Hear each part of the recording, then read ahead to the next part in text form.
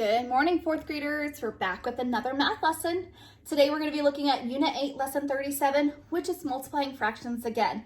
Today is just a review of yesterday, and everything we're doing today is exactly the same that we did yesterday.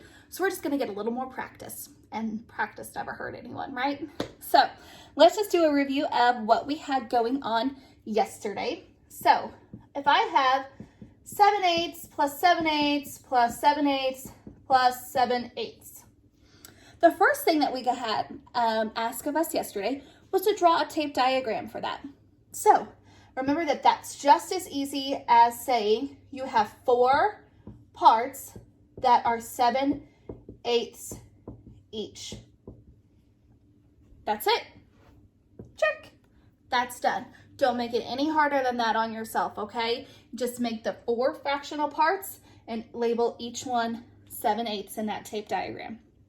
So that's the first part that it asked us to do.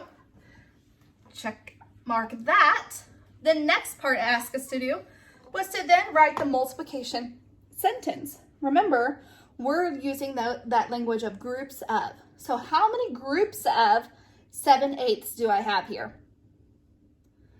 4 groups of 7/8. Very good. So that is the second thing that it asks you to do. So again, today when you're working, you're going to have that tape diagram here, and you're going to have that multiplication expression there.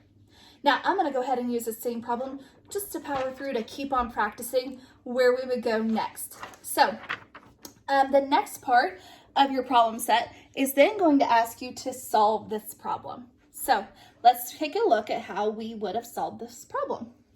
We could say 4 times 7/8 is actually 4 times 7 all over the denominator of 8. Very good. Now, what do you know about 4 times 7? What is 4 times 7? 28. Very good. All over the denominator of 8. Wow, 28/8. That's a big improper fraction, isn't it? Now, boys and girls, I could take the time to do 8/8, 8/8, 8/8, 8/8, but we did some changing improper fractions to mixed numbers a few lessons ago, and we said that if we could jump to the nearest whole, close enough to, but not exact, that's a way that we could also number bond this out. So if I count by 8s, 8, 16, 24. Oh, wait a second. What did I just say? 24? That's pretty close to 28, isn't it? So I could say that 24/8, if I break that out, is really 3 wholes. And how many 8s are left over? Exactly, 4/8. You're absolutely right. So 28/8 is actually 3 4/8. Very good, guys. So again, that is a lot of what this middle section is going to look like on your problem set. You're going to have the addition already laid out there for you. You're going to turn it into that multiplication sentence and then solve. All right, so let's take it one more step further. I'm going to change the board. All right, guys, I've reset the board. The board now says 7 times 2/9. The last question on your problem set today is just going to give you, look right there, just the multiplication sentence. So I don't have to worry about putting it into the multiplication sentence.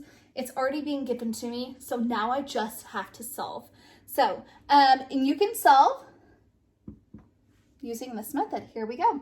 So first thing I notice is I have 7 times 2/9. So that's 7 times 2 all over the denominator of 9. Very good. And 7 times 2 is equal to 14/9. Notice that denominator is always staying the same. That's important. But 14/9 is an improper fraction. So if I break this apart and I have 9/9, how many more 9s do I need to get to 14? 5/9, very good, would give me 14. So I actually have an answer of 1 5/9. So 7 groups of 2/9 is equal to 1 and 5 ninths. Again, if you have any questions on any of these problem set practice page, please reach out to your homeroom teacher. We're here to help. You guys are doing great. Keep up the good work.